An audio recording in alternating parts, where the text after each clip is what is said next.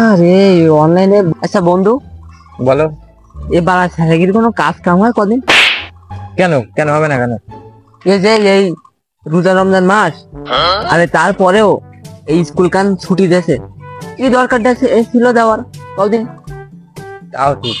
না তা তুমি কও, এই যে স্কুল কান ছুটি দেছে, এই স্যারের কোনো কাজ কাম হয়? এই পড়াশোনা মোটেও না। পড়াশোনা নষ্ট হবে, এই আরো সমস্যা বিভিন্ন তাল তামসা। এই যেরকম দেখো, এই স্কুলে যেতাম, মাই ছেলে আইসটু দেখতাম, মনের ভিতরে একটা শান্তি ফিরতে বলো, হ্যাঁ, কিন্তু সেই শান্তিটা এখন আমরা পাতিনি।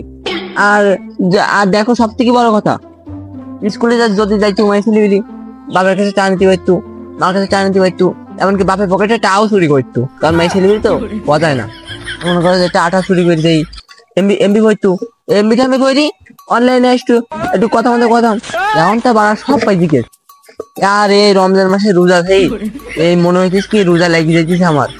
ছোট্ট একটা রিকোয়েস্ট করি, তুই খালি কষ্ট করে 5 মিনিটের লেগে আয়া পর ভাই। 5টা মিনিটের লেগে তুই খালি একটু আয়া পর, তোরে মাইরা আমি ঘুমামু ভাই, আমার ঘুম হয় না, তোরে মাইরা ঘুমামু, তুই একটু আয় ভাই।